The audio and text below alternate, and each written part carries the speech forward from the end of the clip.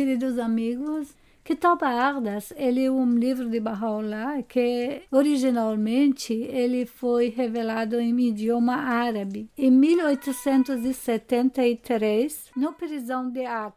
O Kitab Aqdas tem 190 parágrafos, dentre os mais de 100 volumes que compõem as escrituras sagradas de Baha'u'lláh. O Kitab Aqdas é de importância inigualável, sendo o Kitab Aqdas a carta magna da futura civilização mundial que Baha'u'lláh veio erigir. Seus preceitos assentam-se diretamente nos alicerces fincados pelas religiões do passado, pois, nas palavras de Baha'u'lláh, este é a fé imutável de Deus, eterno no passado e eterno no futuro. Nessa revelação, os conceitos do passado são trazidos a uma nova plataforma de entendimento e as leis sociais modificadas a fim de servir a era que ora desponta.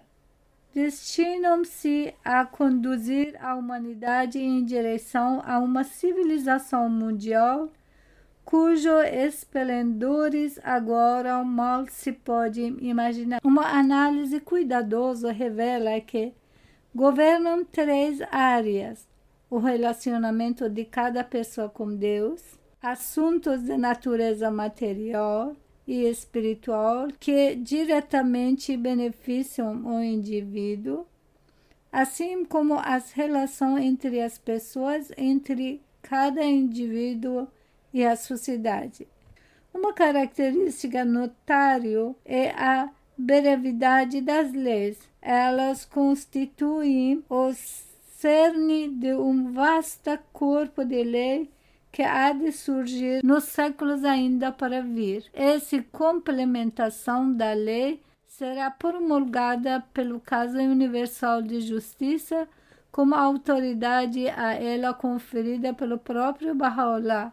E de seus epístolas, Abdul-Bahá elucida esse princípio.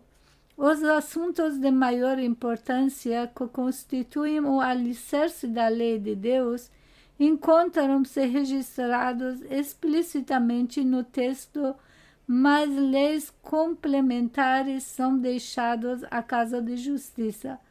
A sabedoria disso é que os tempos nunca permanecem iguais, pois a mudança é uma característica necessária e um atributo essencial desse mundo e do tempo e lugar. Portanto, a Casa de Justiça agirá conforme a necessidade. Apesar de Casa Universal de Justiça ser explicitamente autorizada a alterar ou revogar a sua própria legislação, conforme mudem as circunstâncias, ele não pode abrogar ou alterar nenhum dos leis assentadas explicitamente no texto sagrado.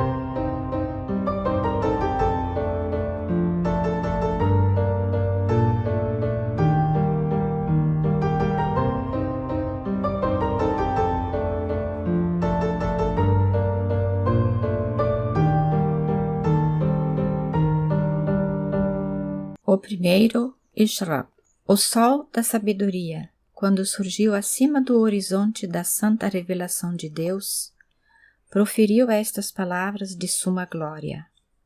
Os que possuem riqueza e são investidos de autoridade e poder devem mostrar a mais profunda consideração para com a religião. Em verdade, a religião é uma luz radiante e uma inexpugnável cidadela para a proteção e o bem-estar dos povos do mundo, pois o temor a Deus impele o homem a segurar-se aquilo que é bom e a evitar todo o mal. Se a lâmpada da religião se obscurecesse, caos e confusão sucederiam e as luzes da equidade e justiça, da tranquilidade e paz, deixariam de brilhar. Disso dará testemunho todo homem de verdadeira compreensão. O segundo Ishraq. Temos ordenado a todo o gênero humano que estabelecesse a paz maior, o mais seguro de todos os meios para a proteção da humanidade. De comum acordo devem os soberanos do mundo isso se segurar, pois é o instrumento supremo que pode garantir a segurança e o bem-estar de todos os povos e nações. São eles, realmente, as manifestações do poder de Deus e os alvoreceres de sua autoridade. Suplicamos ao Todo-Poderoso que benevolamente os ajude naquilo que conduza ao bem-estar de seus súditos. Uma explicação completa desse assunto foi dada anteriormente pela pena de glória. Felizes aqueles que agem desta maneira. O terceiro Ishraq. Incumbe a cada um observar os sagrados mandamentos de Deus, desde que são o manancial da vida para o mundo. O céu da sabedoria divina é iluminado com os dois luminares, a consulta e a compaixão, enquanto dois pilares, a recompensa e a punição, sustentam o palio da ordem mundial. O quarto, Ishraq. Nesta revelação, as hostes que a podem tornar vitoriosa são as hostes das ações louváveis e do caráter íntegro. O dirigente e comandante dessas hostes tem sido sempre o temor a Deus. Temor esse que abrange todas as coisas e sobre todas as coisas impera. O quinto Ishraq. Os governos devem informar-se plenamente das condições dos que eles governam e lhes conferir posições de acordo com seu valor e mérito. Cumpre a todo governante e soberano considerar esse assunto com o máximo cuidado, a fim de que o traidor não usurpe a posição do fiel, nem o espoliador governe em lugar do fidedigno. Entre os oficiais que no passado têm governado nesta a maior prisão, alguns, louvado seja Deus, estavam adornados de justiça, mas, quanto aos outros, nós nos refugiamos em Deus. Pedimos a Deus uno e verdadeiro que os guie, cada um e todos para que, porventura, não se privem dos frutos da fé e da fidedignidade, nem sejam impedidos da luz, da equidade e justiça.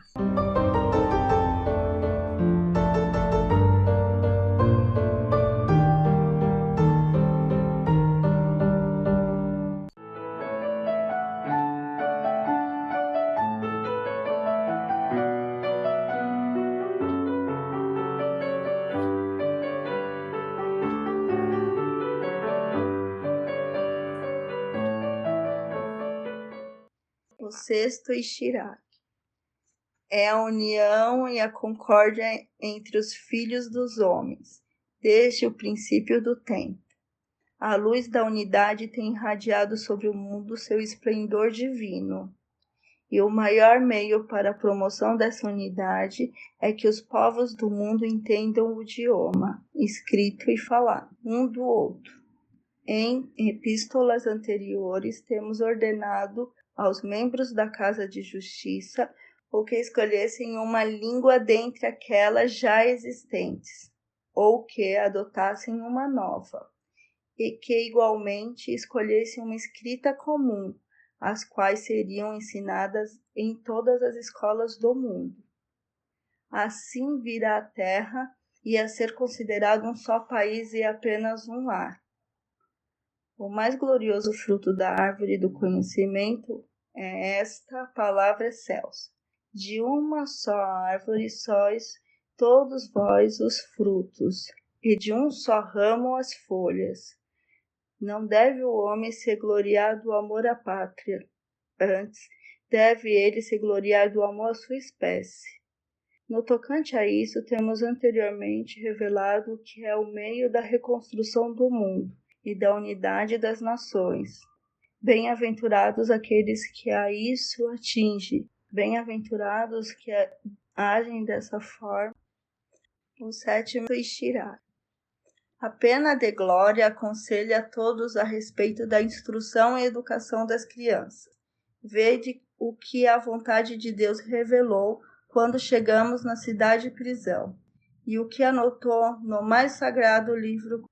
A todo pai se ordena que instruísse o filho e a filha na arte de ler e escrever em tudo o que se estabeleceu na Sagrada Epístola, de quem guarda o que lhe é ordenado. Os membros da Casa de Justiça devem, então, tomar dele o que é exigido para sua instrução, caso ele tenha recurso, e, em caso contrário, cabe à Casa de Justiça. Verdadeiramente, nós a fizemos um amparo para os pobres e necessitados. Se alguém educar seu filho ou o filho de outros, é como se estivesse educando um filho meu. Sobre ele esteja a minha glória, minha benevolência, minha misericórdia, as quais abrangeram o mundo.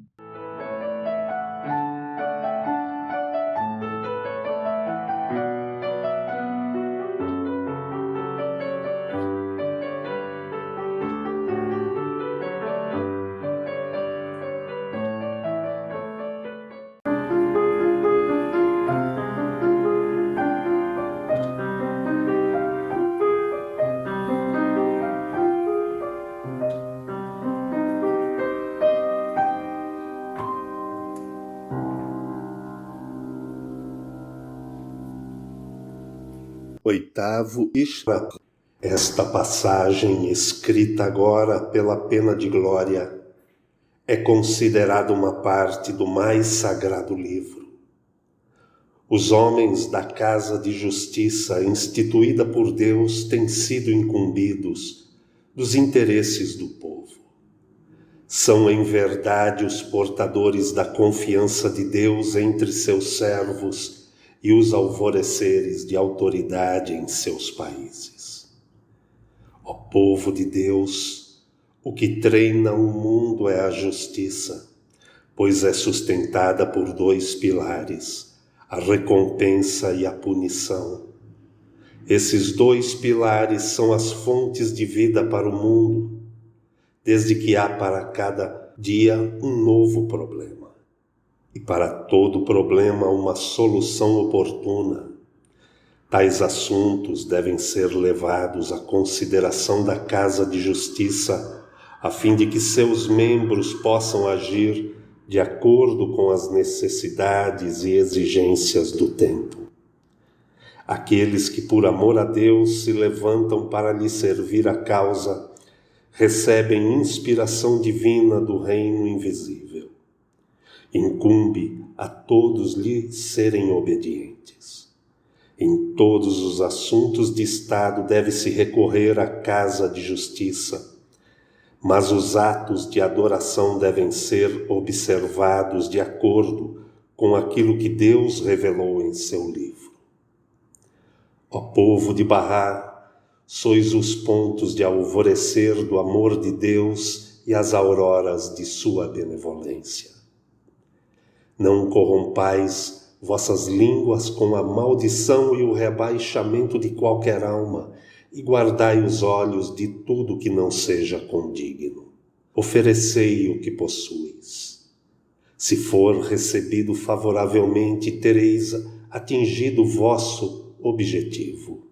Se não, protestar é fútil. Deixai a si essa alma e volvei-vos ao Senhor, o amparo, o subsistente por si próprio. Não sejais causa de tristeza e muito menos de discórdia e contenda. Nutre-se a esperança de que possais obter a educação verdadeira à sombra da árvore de sua terna misericórdia e agir de acordo com aquilo que Deus deseja. Sois todos as folhas de uma só árvore e as gotas de um só oceano. Nono Ixirá. O objetivo da religião, assim como é revelado do céu da santa vontade de Deus, é estabelecer unidade e concórdia entre os povos do mundo. Não a façais a causa de dissensão e contendas. A religião de Deus e sua lei divina são os mais poderosos instrumentos e os mais seguros de todos os meios para o alvorecer da luz da unidade entre os homens. O progresso do mundo, o desenvolvimento das nações, a tranquilidade dos povos e a paz de todos os que habitam na terra figuram entre os princípios e preceitos de Deus. A religião confere ao homem a mais preciosa de todas as dádivas, oferece o cálice da prosperidade, concede a vida eterna e sobre a humanidade faz manarem benefícios imperecíveis. Cumpre aos dirigentes e governantes do mundo, e em especial aos membros da Casa de Justiça, instituída por Deus, envidarem os máximos esforços para salvaguardar a posição da religião, lhe promover os interesses e exaltar o prestígio aos olhos do mundo. De modo igual lhes incumbe informarem-se das condições de seus súditos e se familiarizarem com os interesses e as atividades das diversas comunidades em seus domínios. Apelamos para as manifestações do poder de Deus, os soberanos e governantes na terra, para que se esforcem e tudo a seu alcance façam, a fim de que, porventura, possam banir deste mundo a dissensão e iluminá-los com a luz da concórdia.